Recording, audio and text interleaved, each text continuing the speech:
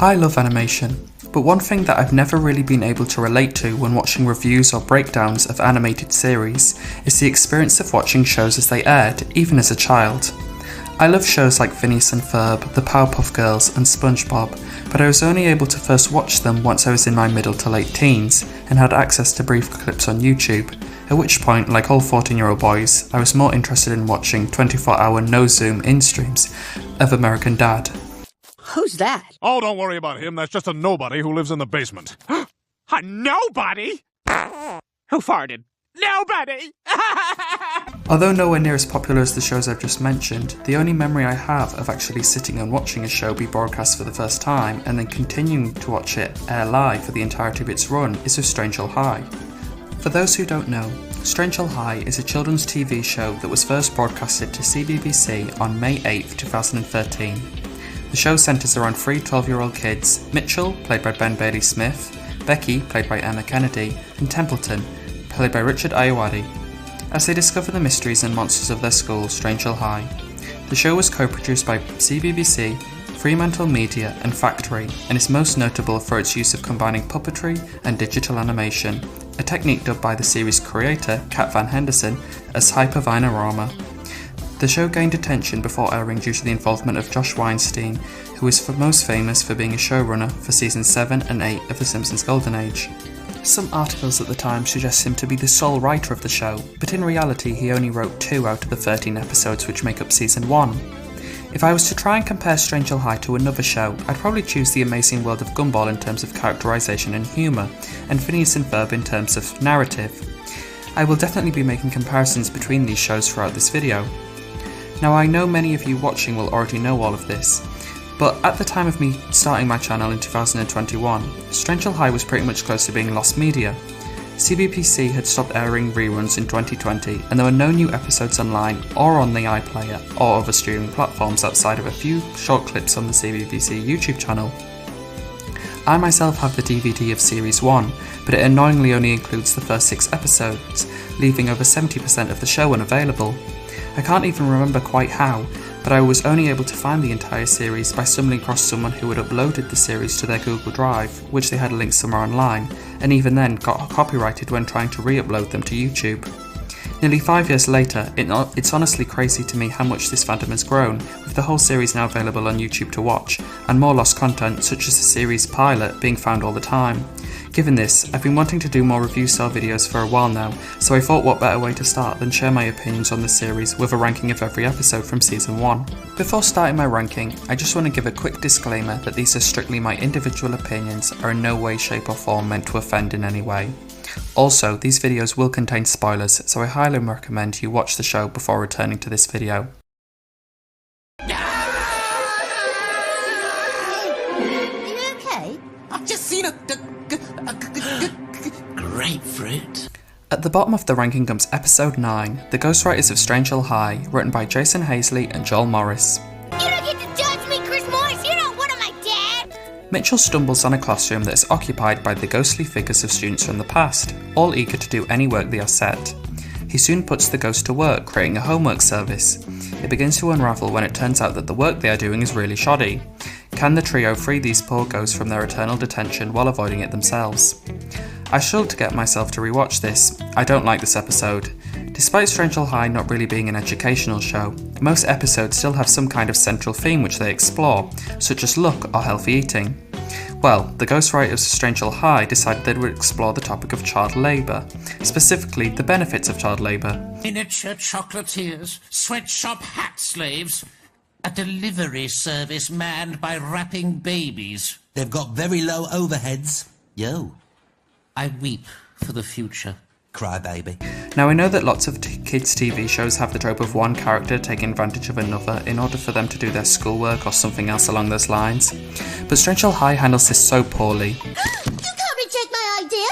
It was specifically designed to be rejection-free with all the right buzzwords. Indigenous, locally sourced, organic free-range headwear, Peruvian! You can't reject Peruvian! whilst I approve of exploiting the vanity of the urban hipster, last I heard there is a law against slavery. The setup is that the ghost children have been so traumatised by their previous teacher physically abusing them that they've been too scared even in death to leave their classroom. That's Mr. Treadlewolf, our late housemaster. Wake up! You're late! He passed away peacefully while thrashing a desk senseless. This setup is already horrible, but then the only way the trio are able to get the ghosts back into the classroom once they've escaped from the slave labour is by exploiting their fear of their abusive teacher, a plot point only to be topped by the episode's ending in which Mr. Abercrombie keeps all the children in detention and continues to exploit them for his own profit. I know me saying that the episode explores the benefits of child labour is a bit facetious, but everyone in this episode comes across as awful. Brilliant. We've employed special ed ghosts. I quite like Special Ed. Was he the shimmery one who coughed a lot? Mitchell is in on the slave labour, Becky's in on the slave labour, the staff are in on the slave labour. Now each episode after this that is on the lower end of the ranking is most likely due to some issue that I personally found with the episode's plot or structure, but I can honestly say that I could get a laugh out of each of them, even after what'll be my 100th rewatch. The Ghostwriters of Strangely High, however, is just, in my opinion, not funny, and I feel this compounds much of the episode's dark themes. There is nothing to lighten the tone or extract the humorous concept of ghosts who have been stuck in detention for over a century. If I had to give this episode some positive feedback, I would say I liked the section where they kind of shoot it in the style of the Blair Witch Project. It's an interesting design choice, especially as a first-person POV is something rarely used elsewhere in the show. Overall, I would definitely give this one a miss, especially if you're watching Strangely High for the first time, as I personally feel it does a massive disservice to both the show's characters and humour. Only restitution I require is that you meet me in combat. Is that the trouser shop in town? In second to last comes Episode 1, King Mitchell, written by Mark Oswin and James Griffiths. While cleaning the school toilets, the trio discover an ancient chamber and its guardian knight, Sir Bogavir, who mistakes Mitchell to be his king. Mitchell abuses his false title until the truth is revealed, at which point Bogavir kidnaps Becky and forces Mitchell to win her back in a sword fight. Mitchell must defeat Sir Bogavir and the tentacle monster that resides in the chamber, all before Becky is sealed away forever. You can tell this is meant to be a pilot episode. Although the puppetry overall is really well done, in comparison to the rest of the series, the hallways and backgrounds look really empty, and the action scenes often come across a bit janky, as if they were still trying to figure out the best way to shoot their Hypervinorama method. The character introductions are done well for the most part. The introduction to Becky is perfect, really capturing her motherly side but also her spirit, and the introduction of Mitchell and Abercrombie's dynamic is also set up really nicely. If this is the bathroom bully, I paid you off, remember? Tanner! As for Templeton, however, he's kind of on another planet, thinking that the school is secretly a TV show. Templeton, you okay? I'm just milking it for sympathy. The public will lap this up. I'll be on the show for weeks. This is funny, but in my opinion doesn't really fit with his characterisation for the rest of the series. Templeton is weird, and sure likes to worship random figures of authority, but he's aware of his surroundings. He's weird, but not sussy weird. Don't be sad, you can have my dancing raisin.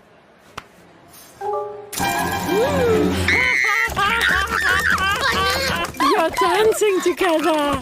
Sassy happy, you're happy. He kissed you. Additionally, we don't really get an introduction to the other characters such as the students or the character of the school itself. We sort of just have to go with the fact that Nimrod is a robot, making jokes surrounding him more confusing than comedic. I slew the electric snake that held its spell over this vile box. Okay. I need a vacation. As for the first of the episode's two antagonists, Sir Bogavir has never really drawn me in as a character.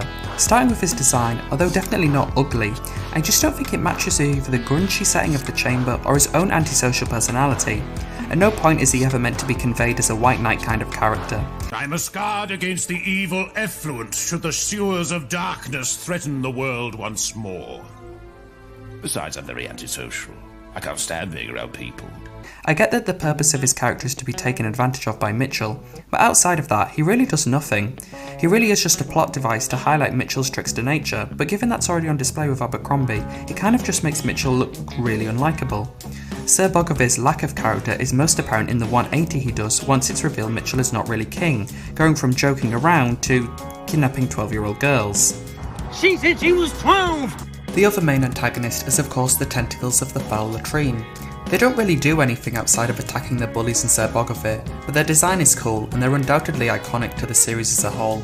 I do think it's kind of notable that the tentacles are probably one of the most memorable images of the series, despite how little screen time they get in comparison to Bogavir, further highlighting how little of an impression Bogavir makes. Undoubtedly, the strongest aspect of King Mitchell is its thematic elements. The chamber, drawing on King Arthur's Chamber of the Round Table, is beautiful. I love the cleaning product acting as the mythical sword of Excalibur, Bogavir riding on a pommel horse instead of a real one, and rock paper scissors taking the place of an actual sword fight. It's no use! It's stuck on! No one can pull the disinfectant from the shelf! Excalibur! Legendary cleaning power! This is all undermined, however, by the fact that both Mitchell and Sir Bogavir are hard to root for by this point, and so any dramatic tension is lost. Mitchell does go back and save Sir Bogavir, so it's not like he's a complete jerk. I just think that by the time you're at episode 170 of The Amazing World of Gumball, you know that while Gumball is going to commit absolute war crimes, he's also pure of heart. So what do you suggest? Perhaps Ceci's making herself a target by being so... weird. I see. So you're saying we poison the town water supply with lead until everyone becomes as weird as her? I meant we help her fit in better. And then poison the water! Two really good plans. One is great, the other one's really good. There's no way to choose between them. Okay, fine, we'll help her fit in. But by starting your pilot off by having the main character hold little redeemable qualities, you're not starting on the strongest foot. Then again, this might just be influenced by the fact that so many animations now centre around characters who are just horrible for no reason, and so I think my personal bandwidth for Mitchell in this episode is probably just stretched thin. Most people probably won't even care, and would think that this is a solid introduction to Mitchell's trickster-rich nature, and that's fine. Overall, King Mitchell is definitely not an episode I would go back and watch again, unless I was doing a whole series rewatch, and even as a child I remember not bothering to watch this episode if it was being rerun. I think that while Becky and Abercrombie's introductions are really strong, they mess up quite a bit when it comes to Mitchell and Templeton. The show goes on to be a lot funnier, and the antagonists also go on to have a lot more impact. Extra! Extra! School illiteracy at an all-time high! Read all about it, if you can! In 11th place is episode 7, Read All About It, written by Stuart Kenworthy. Mitchell becomes a journalist for the school newspaper and decides it is easier to simply make stories up, rather than actually look for real ones. However, when the ink in the printing press is replaced with an ancient vial of ink, it causes all of Mitchell's outrageous news stories to come true. It's insane, tabloidy, sensationalist fun until one of his stories backfires. I really don't have much to say about this episode, other than that it's really funny. I know a great hiding place. I hid their last maths exam. I thought you were sick that day. Sick of maths, yeah.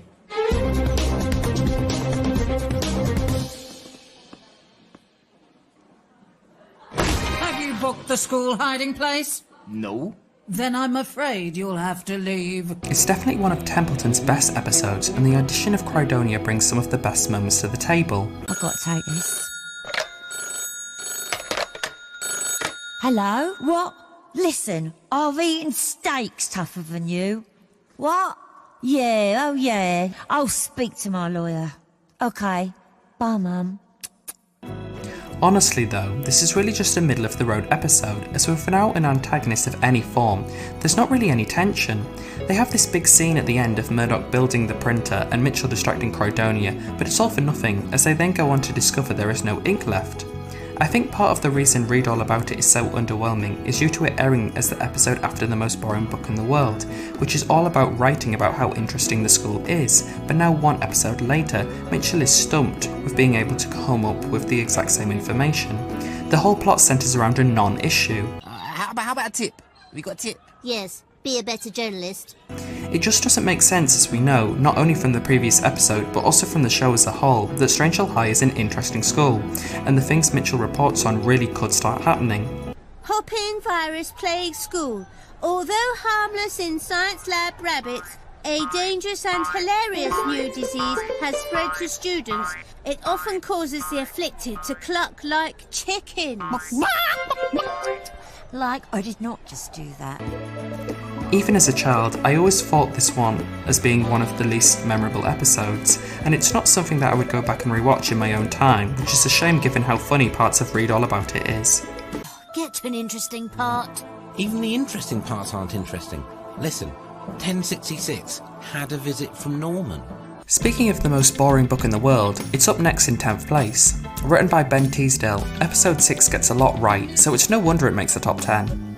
Mitchell is told that no student ever goes into the school library because of a mysterious book that causes students who read it to disappear, so he heads right for the library, dragging his friends with him. Searching the creepy library, they find a book called The Most Intriguing History of Strange Hill High. When Becky and Templeton get sucked back to Victorian times, Mitchell seeks to rescue them. This episode is beautiful to watch. Set-wise, the library is amazing, and so it's totally understandable why they chose to show it off. I also think that Mr. Balding's office is also severely underrated, as it really adds to the spooky atmosphere. Speaking of which, another thing this episode does really well is the mystery aspect. The reveal of Bartleby Badooey, as well as the real cause of the electrical storm, is done super well, and I really like how Becky and Templeton communicate through the book. The show continues to be amazing at its character introductions. Mr. Balding is a great character. At first glance he might come off as a sort of one-note character, whose only punchline is that he's old and slow, but on rewatch he's actually one of the funniest characters of the series. The 21st was? Would it be a Thursday, Master Balding? No, Shackleton, there was no Thursday. Thursdays were destroyed in the gunpowder plot, and we had to make do with a cobbled-together day called Wendy Frisbee. He's a great ally to the trio, and despite the fact that his lessons are played up as being tedious and boring, they contain some of the show's best one-liners. Donald is also giving a starring role in the episode, which is strange because at this point in the series, he actually has significantly more dialogue than other characters such as Cordonia, who would go on to become mainstays of the show. It makes you wonder whether or not he was supposed to be one of the main secondary characters. My major gripe with this episode is how little Donald is involved beyond the first act, instead just appearing at the end, having supposedly been rescued. This is made worse by the fact of how slow the pacing is in parts, as I don't see why more time couldn't be put towards some sort of interaction with Donald within the book itself, adding context to why he's able to return despite clearly not having been seen with Becky and Templeton. The strongest parts of the episode, however, are definitely the scenes of Becky and Templeton being trapped in the day of the electrical storm. As far as I can tell, we've been abducted by aliens. Which ones, I cannot say. That's crazy. Why would aliens have an old broom? Probing. They're super funny and really highlight the friendship between Becky and Templeton. Young lady, I cannot have this type of disruption in my class. There's gonna be a disruption, alright? Smash, smash! Ah! I'll have to send you and your compatriot to my office. Briefly. In the name of the Interstellar Peace Treaty, we won't. Outside of these, however, the episode falls prey to its own antagonist. It's just really boring. I would always say that Strange Hill High works best when an episode is grounded in a strong villain, whereas in the most boring book in the world, the writers have clearly had to temper how far they go with the librarian, given she has to return as a future character. And it's pretty hard in the space of 22 minutes to make a book evil based on its entertainment value alone.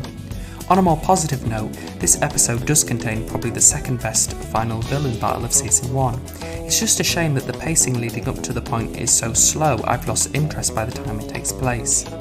Are you ready to finish your book? Which number pencil shall I use? I'm only kidding. I'm going to use a pen. The fact it's ranked so low despite all these strengths just goes to show how good a show Strange Hill High can be. Overall, the episode is not one I would recommend for a first time watcher of the show, but it's definitely not one you should avoid if you find Strange Hill High to be your thing. Vote for Stephanie and Bucky for President and Vice President. Oh, Bucky, how could you? It was easy. She just promised me all sorts of wonderful things I never imagined. How about that? She's a good politician after all. Up next is episode 11, Becky vs. Bucky, the second episode written by Jason Hazley and Joel Morris. It's school election time and Becky runs against perennial class president Stephanie Bethany. It seems Becky has no chance of defeating her until Templeton makes a horrible lumpy version of Becky in clay, which comes to life. So the giant clay Becky goes on the campaign trail to help her. That is, until crafty Stephanie tricks the not-too-bright clay monster into defecting and running as a vice president. Another episode in which I really don't have much to say about. It's pretty average all round, which by strange high standards still means it's pretty fun to watch. Shouldn't that be down, dumb generator? Give me something heavy. Give me your big, ugly, clunky shoe now. Politics does get a bit personal, don't it? I love Becky as a character, but I do think it's a weird choice to have aired Becky vs. Bocky right after Lucky Becky, another Becky-centric episode, which is arguably a lot better quality-wise than this one. One thing that this episode does improve on over Lucky Becky is its use of Stephanie as an antagonist, with each of her scenes with Cordonia really stealing the show. She plays a much larger role here in actually progressing the plot, although I suppose that it's necessary due to Becky vs. Bocky's lack of an actual villain.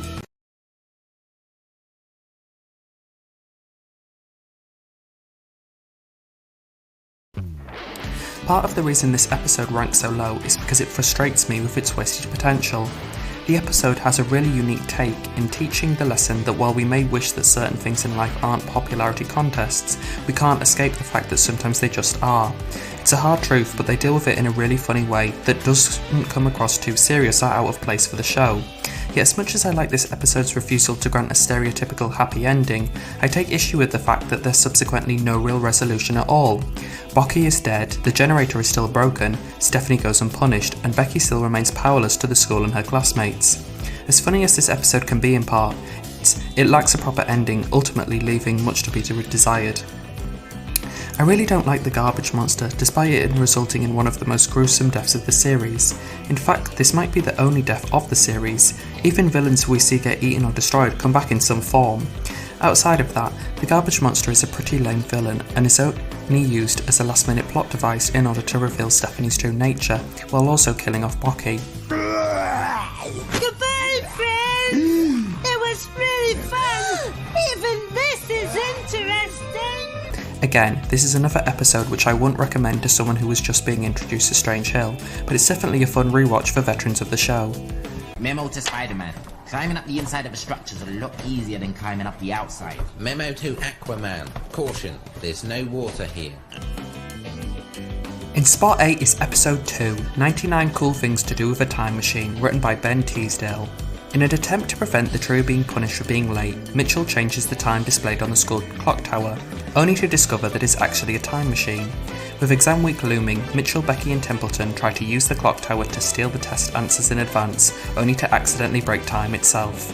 If I was to choose any episode to act as the series pilot instead of King Mitchell, I would pick this one, and given it's only episode 2, I don't know why it wasn't. The main reason I would have 99 Cool Things to Do with a Time Machine serve as the pilot is due to its much stronger characterization.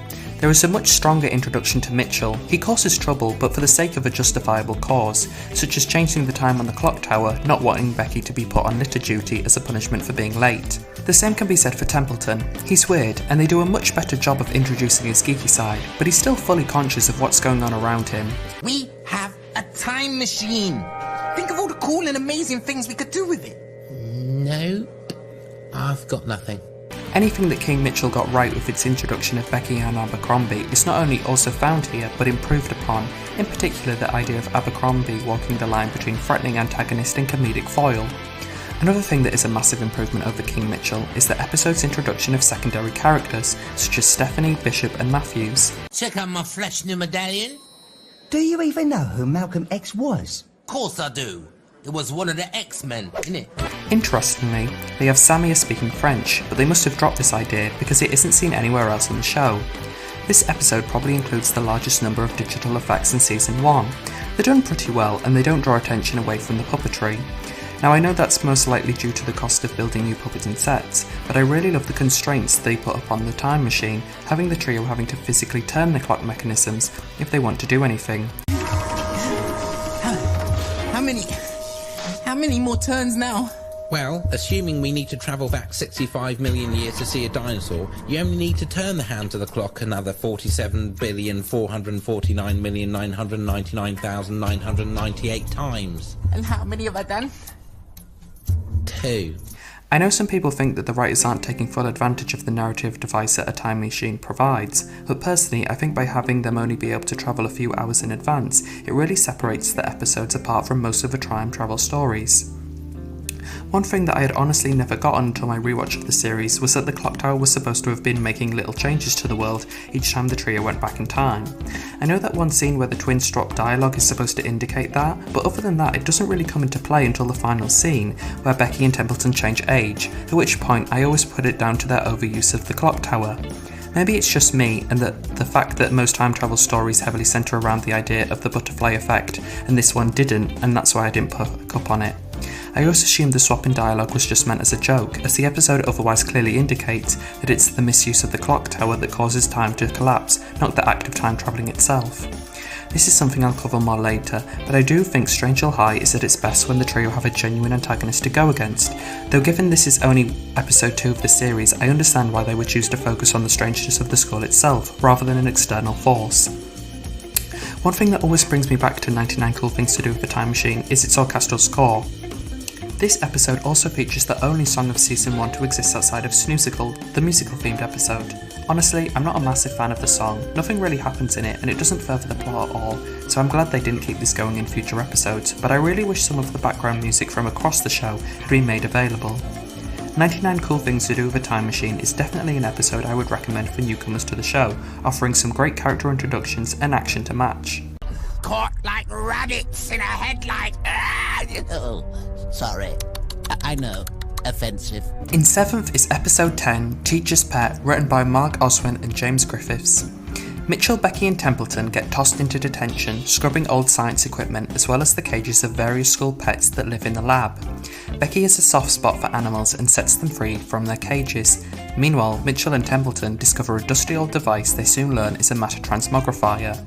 Soon class is disrupted by the sight of giant animals roaming the school hallways. I never really liked this one as a kid, but I think this was more to do with how much they re-aired it rather than its actual content, because in rewatching the episode it's super funny.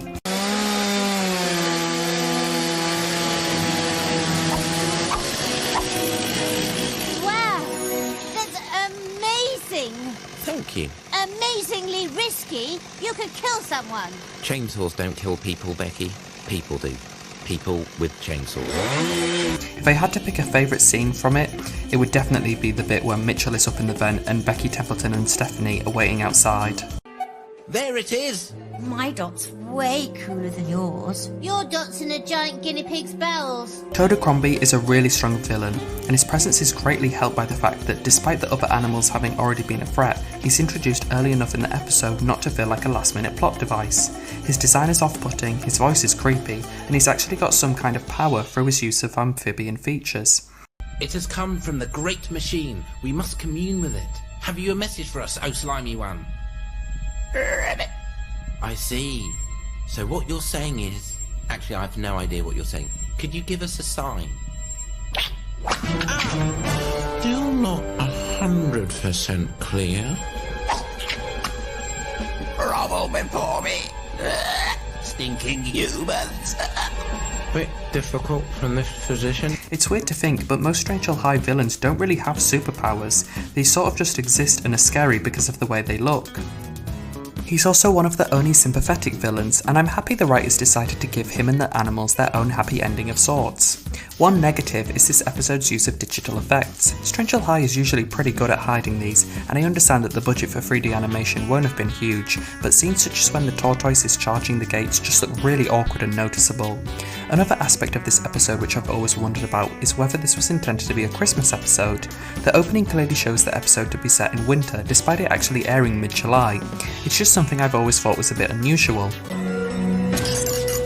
Winter fun does not compute. Overall, this is a solid episode that genuinely surpassed my expectations during my rewatch, and in my opinion is deserving of its place in the top half. Could you play this, please? No. Why not? Because it's the owner's manual for an electric tin opener. Oh, sorry. Next up in 6th place is episode 4, Snoozicle, written by the late Reed Harrison, another Simpsons writer. Desperate to sing in the school musical, Becky accidentally falls asleep before auditions. Within her dream world, Becky, alongside imaginary versions of Mitchell and Templeton, must navigate her subconscious in order to confront any self-doubt, taking the form of the monstrous Grackle. In contrast to the previous entry, I genuinely believe that Snoosicle would make at least the top 3, probably top 2, as it was definitely my favourite during the show's first airing. Go for it. Break a leg. That's an awful thing to say. It means good luck. Oh. Then Becky, I sincerely hope you were hit by a bus. Miss Grackle is an amazing character, funny but once again truly relatable. I think that's why this episode's emotional aspects are so strong, and why they really stuck with me as a child. Yes, the Grackle is terrifying, but she is an amplification of a very real kind of person who will always try and put you down. Teachers are supposed to be encouraging, but you're always doubting me. I doubt that's true. As much as the trio try to vanquish the Grackle, people like Miss Grackle will always continue to exist and aren't some fairy tale dragon that can be slain. So Miss Grackle isn't really a hideous monster? Excuse me. Nothing. Speaking of the Grackle, she is terrifying. Her design is a great exaggeration of Miss Grackle, and she probably has my favourite villain introduction of the series. Her shadow crawling up the wall is very reminiscent of Ursula in The Little Mermaid. What's that? Funny thing about fears, the more you swallow them down, the more you ignore them, repress them, the bigger they become. This jump scare genuinely made me nearly wet myself when I watched it for the first time as a kid. I remember even trying to fast forward through this bit on the DVD player. The Mellow-Trick Toad is also a really fun character, and one of the few times in Season 1 we are introduced to a new one-off side character outside of the episode's antagonist. The funniest part of Safety Toad is probably how quickly he is killed off after having been introduced, getting just over a minute of screen time. It's comical, but also is a good way of demonstrating that just smiling through your problems isn't going to make them go away. This is one of the few episodes that tries to teach a moral lesson, and I think that despite all the wacky elements that Snoosicle has to offer, they really pull it off. Point is, it's not good to trust advice just because it's being sung. Shut up! Catch y'all on the flip side! Now the main thing that sets this episode apart from the rest of the show is its use of songs. Now we know a lot of shows do the whole musical episode, and I just think Strange Hill High absolutely nails this concept. All the songs are great, even the stupid little ones like Abercrombie's opening ditty. How can you tell if you're stuck in a dream? If you pull out your eyes, are they replaced by fruit pies? Is your headmaster made of ice cream? I believe I'm pistachio. On the negative side, there are a few plot elements that are a bit iffy. I've always thought it was weird that Becky goes from defeating the Grackle to screaming in terror in the space of 10 seconds, just in order for her to wake up in a panic. The Grackle being able to follow Becky out of her dreams is also a bit strange, but given this whole episode is supposed to be either a dream itself or possibly a theatrical reenactment of the episode's events, I'm not really sure what to make of it. As strong as this episode is, however, the reason I haven't ranked it any higher is due to the fact it's simply not that funny. I definitely recommend it as one to watch, even to newcomers of the show, but if you're waiting for some typical Strange Hill High humour, personally I'd look elsewhere. People really have been losing valuable stuff. There's one place we need to check. eBay. We once lost my little brother and found him for sale on eBay. By my grandparents, along with the toaster. They're slightly demented, but tech-savvy.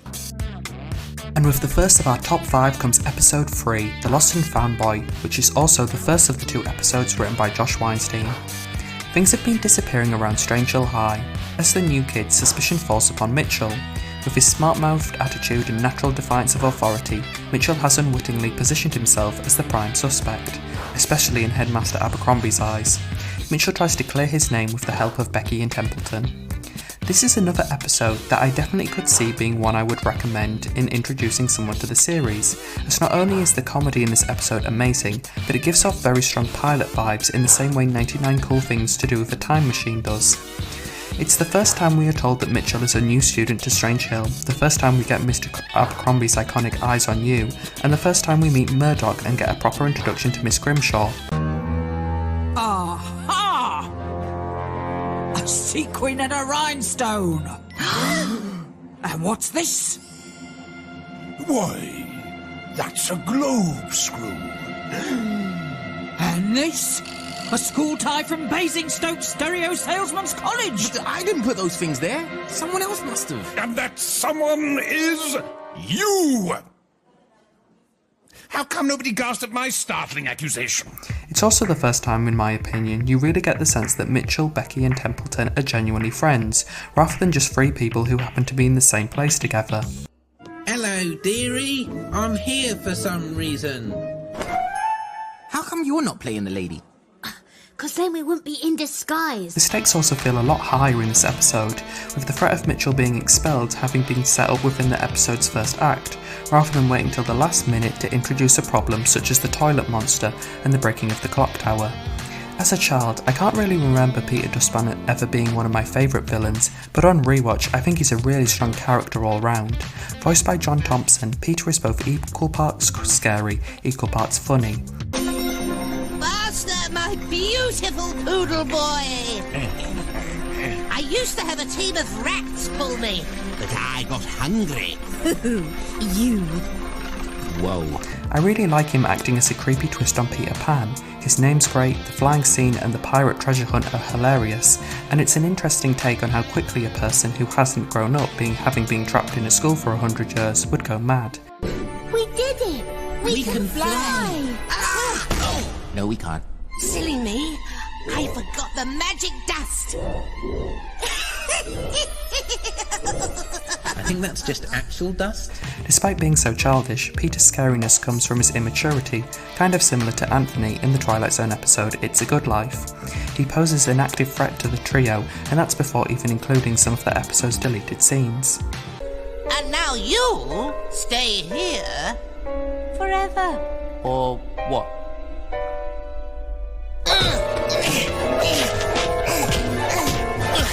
Or I'll be quite cross. I love the design of the Lost and Found. The use of stone arches has almost reminded me of a kind of Roman bathhouse, and it really does make the space feel limitless, while also being trapped in time. Here's another ancient thing, an Oasis CD. It's like a collection of everything that's ever been lost at Strange Hill. Lost or stolen. Or lost. The episode is also unique in the more emotional aspect to its storytelling, with Peter believing that he's been abandoned at the school by his parents, with the trio reuniting father and son at the end of the episode. Honestly, it might be a bit sappy to some, but I've always found the implication that Peter and his family are finally able to go on into the afterlife, having waited over a century to be together, really touching. Where are my trousers? Why, thank you, Peter. These are wonderful trousers.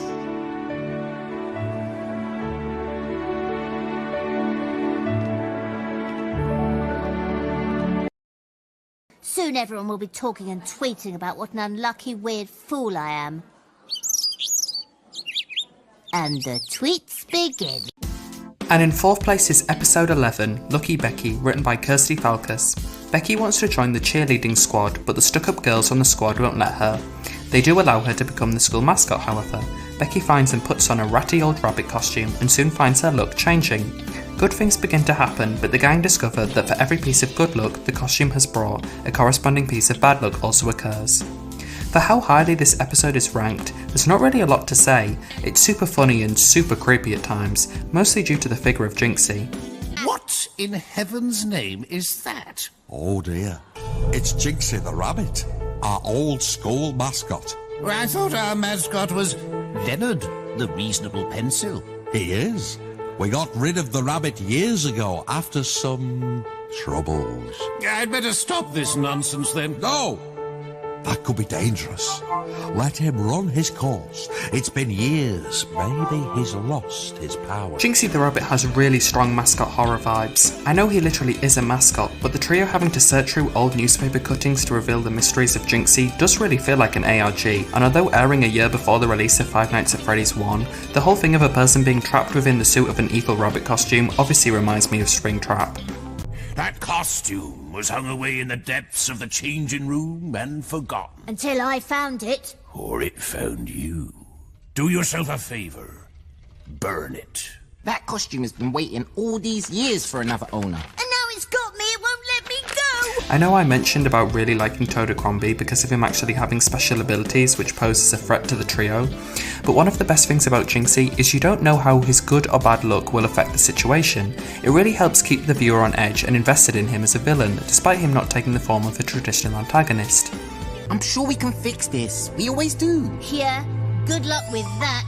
Oh no! No, I didn't mean it! I take it back! Brace yourself for good and bad luck! If I had to come up with a negative, it would be the design of the talent agent that Becky wishes for Mitchell.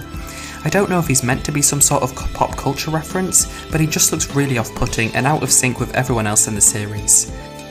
Brad, I gotta go. Something massive just came up.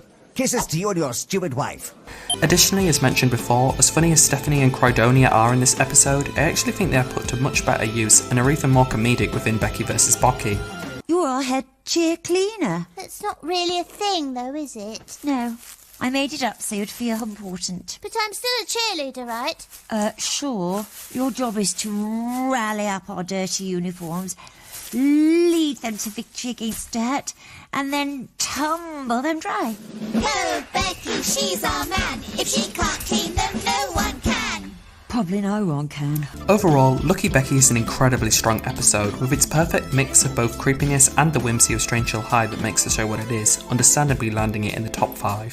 School safety can be fun. Or, teacher, my arm came off. And with the first of our top 3 comes episode 8, Health and Safety, written by Emma Kennedy, who is also the voice actor for Becky. During School Safety Week, Mitchell, Becky and Templeton are placed in detention and forced to watch a horrible old school safety film from the 70s. This being Strange Hill, the trio soon find themselves trapped in the film itself, in a 1970s version of the school where anything that can go wrong does. They must find a way out of the film as they face the school on the brink of multiple disasters. This episode is as unique as it is outstanding. It is really funny, with great physical gags to match. This is turning into a disaster, this movie we're stuck in. I'm not allowed to be stuck in any movie over a PG rating. One of my favourite moments out of the entire series is the health and safety wheel they show at the beginning. The writers do a really good job at poking fun of the information that is often given during safety briefings, especially old British safety reels. It's an emergency situation in your school. What you'll do? A. Panic. B. Stay calmly at your desk and act like nothing's happened. Or C. Wait for your teacher's instructions and follow them calmly and clearly. A. I say it's a B. C! It's gotta be C! In a standard evacuation, proceed calmly to the nearest exit and meet at your assigned assembly point. Oh no! The exit's blocked! That narrator is just mocking us, isn't he? The whole episode has an amazing atmosphere. It really does capture the eerie vibe of old British public service announcements. The whole episode has kind of a liminal space vibe, but mostly reminds me of Richard Littler's Scarfolk, in which he likewise parodies public information posters of the 1970s. As I've said throughout this video, Strange Hill High is at its best when its villains are at their best. However, Health and Safety is a massive exception to that rule. I personally believe that liminal horror works best when it doesn't involve that space being occupied by other monsters, instead creating fear through the feeling that spaces should be full of life, and are in fact abandoned. Because Health and Safety captures the liminal aesthetic so brilliantly, it doesn't have to rely on an antagonist outside of the setting of the film itself.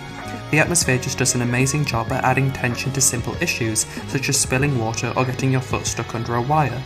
It's also important to remember that liminal space wasn't really a thing until 2019. This episode first aired in 2013, so 7-year-old me was absolutely terrified over a feeling that I couldn't even put my finger on. The one downside to relying on this atmosphere instead of having an actual antagonist means that there's not really any kind of end battle, but personally that's something I'm happy to give up in exchange for the episode's continuous tension. We can't go out. We'll go up. We could get out on one of the fire escapes. Brilliant! And what does the almighty narrator think of that? Now that you've reached the assembly point outside, wait for further instruction. Oh, you're useless! Even if Health and Safety is not a proper representation of the average Strange Hill High episode format, in my opinion it's still definitely deserving of its place in the top 3. I definitely check it out if you're into the whole liminal space stroke backrooms vibe, and you never know, you might just want to go on and watch the rest of the series. Now, let's stop Cook before he's able... Oh, hello, Cook. You and your veggies are dead meat. My veggies are meat-free. And in second place is episode 5, Big Mouth Strikes Again, the second episode written by Mark Oswin and James Griffiths. After years of disgusting food, the school chef has finally won students over with his seemingly endless buffet of sweet, sweet treats. Everyone loves it except for Becky, who sets up a stall to sell healthy snacks, like vegetables, leaving her at odds with the one and only Tooth Fairy. First of all, I love the design of Chef. It It's the first time he is given an important role within an episode, and I just love everything about his look, from his head being in the shape of a toque to his little cheese grater shoes. I also like the fact that he's involved in helping the trio defeat Big Mouth. I can imagine how easy it would have been to just give Chef the same personality that he is shown to display under the control of the Tooth Fairy, but from this point on, he'll be one of the few friendly teachers to be nice towards the trio and even help them out at certain points. There is kind of an educational message delivered in this episode on how a diet of just sweets is unhealthy for you, but they don't really come to any sort of resolution with this at the end of the episode. I can kind of see why that would be hard to do, given that the fun alternative provided is vegetables covered in spray paint. Super healthy. Want a really fun turnip? I didn't know those words went together. They do now. But I thought they'd been banned by Mr. Abercrombie. Never mind him. This is between you, me, and the turnip. I do find the whole glow junk idea quite funny, and the undercover drug operation style scene is memorable. I just personally think that even in an episode with magical fairies and robotic chefs, the idea that the kids willingly eat paint is beyond the realm of believability. I think that the reveal of Chef actually being a robot puppy is cool. I just kind of wish that they'd hinted to it slightly beforehand, especially given they do it really well in the scene of Abercrombie. Now, before I get into the next section, I just want to say that I really do like the Tooth Fairy as a character. I think his design is great and probably one of the most colourful of the series. I especially like the subversion of the gold tooth, with him only having one white instead. However, as a child, and honestly, all the way up until I started this channel, I always wondered whether or not the Tooth Fairy is supposed to be male or female. Now, most cartoons do depict the Tooth Fairy as being female, with one of the most notable examples being the Tooth Fairy in Fairly Odd Parents. The Tooth Fairy in Strange Hill High, however, is supposed to be male. I think the confusion comes from the fact that outside of that first interaction with Mitchell and Becky, the Tooth Fairy's voice is low back to a regular pitch, to the point where it becomes really obvious that it's just Catherine Ahern doing a silly voice. What now? It's just really hard to take you seriously with that squeaky voice. What do you say to this? I will obliterate your feeble vegetable store. Then I will engulf the school in sugar until every tooth is mine.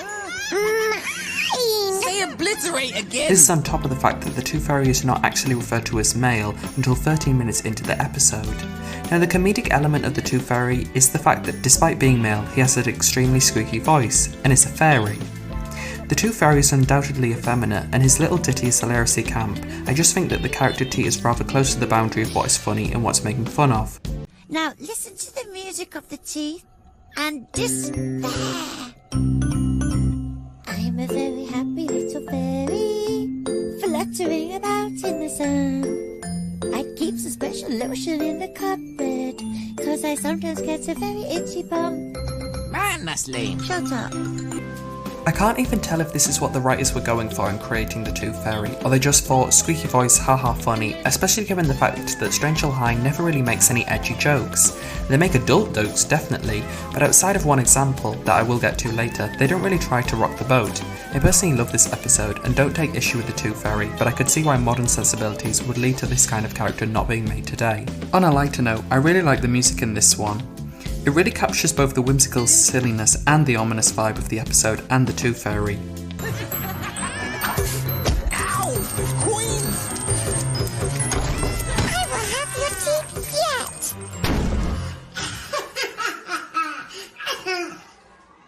In exchange for money. Now, Big Mouth Strikes Again does a similar thing to King Mitchell, in which the main antagonist of the episode is killed off by another antagonist that is only introduced in the last 4 minutes of the episode. We are first introduced to the Tooth Fairy at the 3-minute mark. We are introduced to Big Mouth himself at the 18.5-minute mark. I would usually take issue with this as a lazy plot device, but honestly, the way in which Big Mouth just devours the Tooth Fairy is so funny to me that I'm willing to give it a pass. He's a very happy little fairy, fluttering from east to west to south. But you know he isn't really very clever, 'cause he ain't worked out that I'm a giant mouth. Should it be doing that? I'm not sure. Let me try another first. Stop it! Get off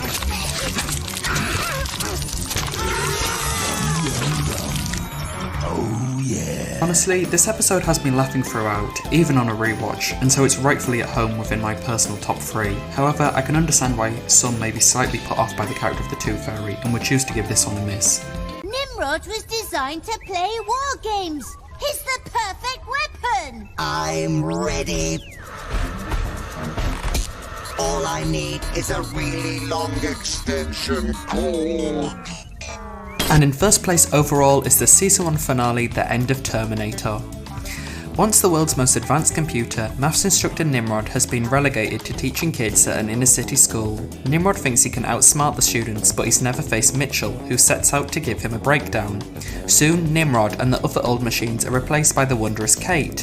However, when delinquents like Tyson suddenly become well behaved, it's all too perfect for Mitchell, Becky and Templeton. This is the second of the 2 episodes written by Josh Weinstein. Obviously I don't know which order the episodes were written in, but given how poorly the pilot episode King Mitchell ranked, it's nice as a viewer to see how the show progressed massively over the course of its season. Speaking of writing, the main reason I love this episode is because it clearly has full knowledge of what makes Strange Hill High so great and exploits each aspect of this to its full potential. It's definitely not the funniest episode of Strange Hill, but plot-wise, the writers have perfected the show to a T. Great villain, great secondary character, great action, great story, great interaction between the main trio. Part of what makes Kate such a great villain is her motive. She wants to go around the world brainwashing each school at a time, and there's nothing stopping her. We have a reason to root against her, and more importantly root for the trio. It's crazy to think, especially given how important a role the villains play in Strange Hill High, that throughout the entirety of Season 1, Toad Cromberry is the only other antagonist with an actual motive for the evil doing. The Grackle is just a figment of Becky's imagination, Peter and the ghosts are just naughty children, and we don't really know the reason why the curse of Jinxie the Rabbit exists. I suppose you could count the Tooth Fairy as having a motive in building the Smilophone, but the Smilophone itself certainly doesn't have its own. Kate also works as a great counterpart to Nimrod. I have a bias towards episodes whereas there is already a clear juxtaposition between the secondary character introduced and the story's villain. The introduction of Nimrod is also quite lore heavy, which I find really refreshing given the character's uniqueness. You've come to mock me in my final hours. That's okay. As a computer, I feel no shame. Well, you sure know how to pour on the guilt. I was programmed by angry nerds. I always find it annoying in Strange Hill High when they introduce these really interesting side characters but then give them zero screen time. For example, Mr. Kandinsky is such a cool character, yet over the course of the show's 2 seasons, we barely see anything of him. I think the use of robots to explore the conflict between modern and old teaching methods is done really cleverly. An army runs on its stomach. Napoleon said it. Huh? Emperor of France. Spider-Man said it. There is a clear issue between Nimrod's outdated machinery and the modern kids he is teaching, yet the show also acknowledges, through Kate's hypnotic powers, the danger of the over-reliance on technology within the classroom. The End of Terminator does the typical Strange Hill High thing of where they start to explore a really interesting topic but then fail to come to any meaningful resolution. But given how the use of AI within education is such a prevalent and heated topic at this moment in time, I actually think exploring both sides of the argument without coming down firmly on one side or another kind of works in its favour. Side note, while the scene where they cause Nimrod to malfunction is probably my favourite within the overall series, I've not understood the logic between the whole 2 + 2 = 5 thing. Why can't Nimrod say yes or no? Maybe it's just me, but it would be much appreciated if someone in the comments could explain it for me. Excuse me, Nimrod? Are you programmed to answer all questions? Yes. Then I have a question. 2 + 2 = 5. That is not a question. That is a statement. So it's true? No, it's not. So the answer to the question is no. Brilliant. If he answers yes, then he hasn't answered the question correctly because the answer is no. But he can't say no because that means the answer is not no. The other weird thing I wanted to mention that I made reference to earlier is this joke here. Very complicated stuff inside, a bit like my emotional needs as a new man. I don't know if they're making a transgender joke or what, but if they are, there's no context to it, and it's clearly set up as a blink and you'll miss it kind of thing. Apparently the concept of the new man is also a utopian thing, found in both political and religious ideologies. Maybe it's just the fact that Murdoch's a man of the 21st century who's in touch with his feelings. I don't know, I'll let you decide. The progression of the show as a whole is also shown in its expansion of sets and background characters. Scenes like the food fight, where more than 24 characters are being puppeteered all at once, are insane to look at when compared to the empty hallways of King Mitchell. Even simple background scenes are stocked with characters, and the digital effects in this episode are also integrated seamlessly. In conclusion, it's no wonder that End of Terminator comes top of the rankings. Compare any other episode in the entirety of the show's first season and you see a clear difference between the two. From its writing to its action, there is no doubt in my mind that it deserves to be number one. But there may be doubt in your mind, and I would love to know about it. I can imagine there are many people who disagree with my rankings, and I would love to hear about them in the comments below. I know I haven't posted much in the last year, but I do love interacting and responding to all your comments. If you enjoyed this video and want to see more like it, please do also let me know in the comments. I was planning on re-uploading my videos comparing Strangely High's 2 finales and then going on to rank the whole of Season 2. Any other video suggestions would also be welcome.